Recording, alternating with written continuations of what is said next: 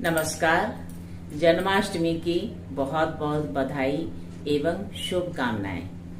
मैं रीता उपाध्याय आज आपको श्री कृष्ण के जीवन से संबंधित कुछ कथा आपको बता रही हूँ। श्री कृष्ण का जन्मोत्सव हमारे देश में ही नहीं वरन विदेश के में भी धूमधाम से मनाया जाता है।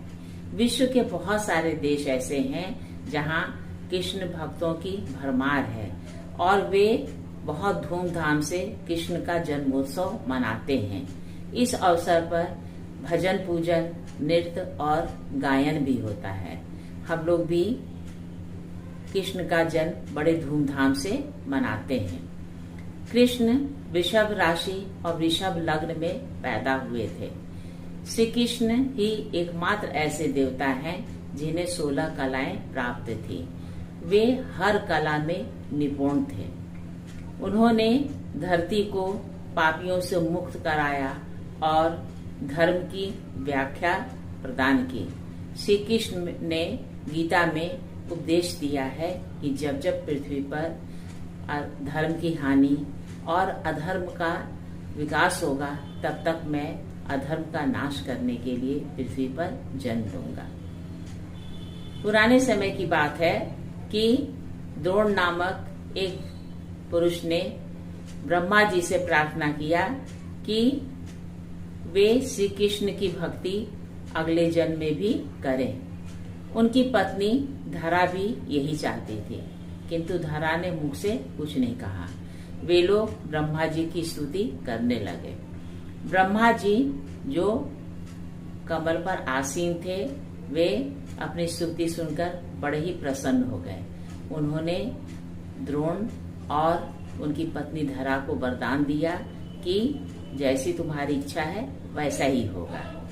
अगले जन्म में इसी वर के प्रताप से धरा ने ब्रजमंडल के एक सुमुख नामक गोप एवं उनकी पत्नी पाटला की कन्या के रूप में भारतवर्ष में जन्म लिया। उस समय जबकि स्वयं भगवान श्री कृष्ण के अवतरण का समय हो रहा था, श्वेत वराह कल्प की 28वीं चतुर्युगी के द्वापर का अंत हो रहा था। पाटला ने अपनी कन्या का नाम यशोदा रखा। यशोदा का विवाह ब्रजराज नंद से हुआ। ये नंद पूर्व जन्म में वही द्रोण नामक वसु थे जिन्हें ब्रह्मा ने वर दिया था। इन्हीं यशोदा के पुत्र के रूप में श्री कृष्णचंद्र अवतरित हुए। यशोदा को पुत्र हुआ है यह जानकर सारा ब्रज मनोरंजन में और आनंद में व्यस्त हो गया। सब बधाई देने लगे और श्री कान्हा के दर्शन करके अपने को धन्य समझने लगे। श्री कृष्ण यशोदा के घर में पलने लगे। जब छठी का समय आया तो यशोदा ने विधि विधान से उनकी छठी भी पूजी। इधर कंस ने श्री कृष्ण को मारने के लिए पूतना नाम की राक्षसी भेजा। पूतना अपना विषपूरित दूध श्री कृष्ण को पिलाने लगी। श्री कृष्ण उनके दूध के साथ साथ उनका रक्त भी पी गए और राक्षसी निश्चेष्ट होकर धरती पर गिर पड़ी। वह कृष्ण को मारना चाहती थी, वह सफल नहीं हो सकी। यह जानकर यशोदा बहुत ही क्रंदन करने लगी और वह दौड़ी दौड़ी आई। कृष्ण को देखकर वह बेहोश हो गई। गोपियों ने बड़े ही यत्न से उनकी मूर्छा दूर की। जब उनकी मूर्छा दूर हुई तो वे कृष्ण को अपने गोद में पाकर बहुत ही आनंदित हो गईं। वे कृष्ण का बहुत ही ध्यान रखने लगी। इसी तरह से उत्पात होते रहे। यशोदा ने स्नेहवश उस समय परमात्मा श्री कृष्ण के शरीर पर गाय की पूंछ फिराकर मंगल कामना की।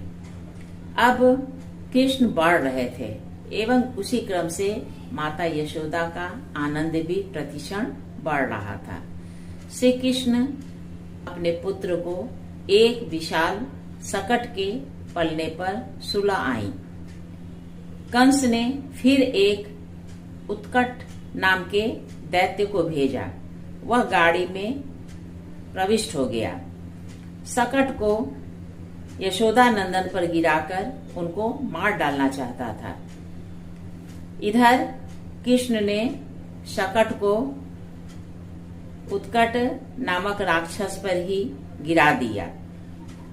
जब यशोदा ने इस भयंकर शब्द को सुना तो वह सोच बैठी कि मेरा लाल अब जीवित नहीं रहा। वे बहुत ही जोर से चित्कार कर उठी और फिर प्राण शून्य सी होकर गिर पड़े। बड़ी कठिनाई से गोपियों ने उनकी मूर्छा तोड़ी। अब श्री कृष्ण बहुत ही देख रेख में पलने लगे। माता यशोदा के साथ साथ गोपियां भी उनका ध्यान रखती थी।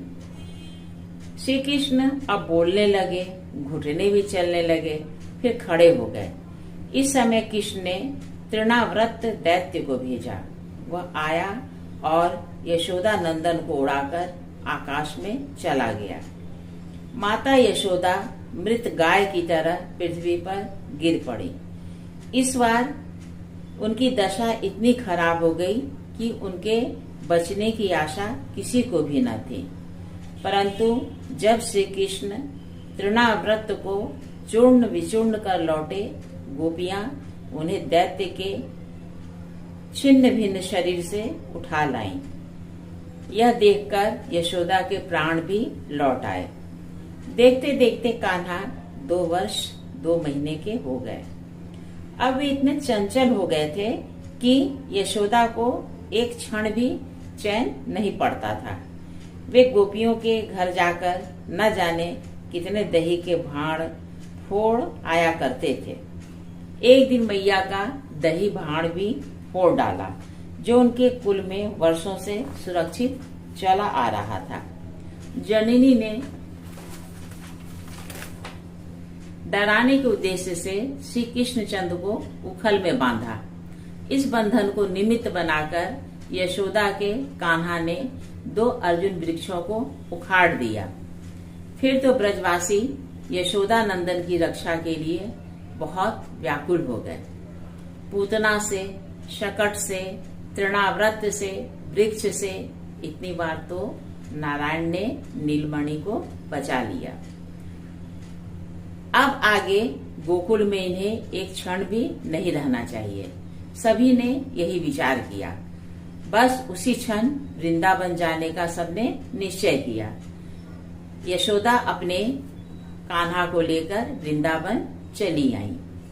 वृंदावन आने के पश्चात श्री कृष्णचंद्र की अनेक भुवन मोहिनी लीलाओं का वर्णन मिलता है। इन अवसरों पर यशोदा के हृदय में हर्ष अथवा दुख की जो धाराएं फूट निकलती थी, उसमें यशोदा स्वयं ही डूब जाती। इस प्रकार 11 वर्ष 6 महीने यशोदा रानी के भवन को श्री कृष्ण आलोकित करते रहे। किंतु अब यह आलोक मधुपुरी जाने वाला था। श्री कृष्ण को मधुपुरी ले जाने के लिए अक्रूर आ गए। फाल्गुन द्वादशी की संध्या थी। अक्रूर ने आकर यशोदा के हृदय पर मानो अति क्रूर ब्रज गिरा दिया। विदा होते समय यशोदा रानी की अत्यंत करुण दशा थी। उसे देखकर सभी रो पड़ते थे। श्री कृष्ण चंद्र के विरह में यशोदा अत्यंत विक्षिप्त सी हो गईं। वे जड़ चेतन पशु पक्षी मनुष्य जो कोई भी उनके सामने आ जाता, उसी से वसुदेव पत्नी देवकी को अनेक संदेश भेजती।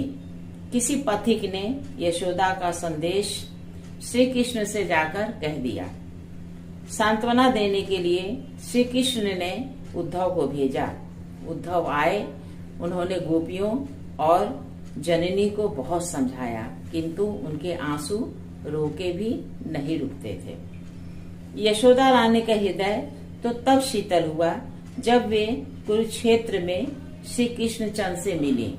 वे बलराम और कृष्ण को अपने गोद में बिठाकर तृप्त हो गईं, उन्हें अपने हृदय से लगा लिया।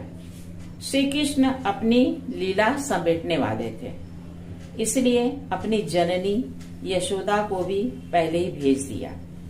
जब भानु नंदिनी गोलोक विहारिणी श्री राधा किशोरी को वे विदा करने लगे, तो गोलोक के उसी दिव्याति दिव्य विमान पर जननी को भी बिठाया तथा राधा किशोरी के साथ ही यशोदा अंतर्ध्यान हो गई और गोलोक में पधार गई। कहिए, ये कहानी जो मैंने आपको सुनाई है वो सुनने में आपको कैसी लगी? मेरा ख्याल है अच्छी लगी होगी। अगर अच्छी लगी हो तो कृपया इसे लाइक और सब्सक्राइब कीजिएगा। नमस्कार।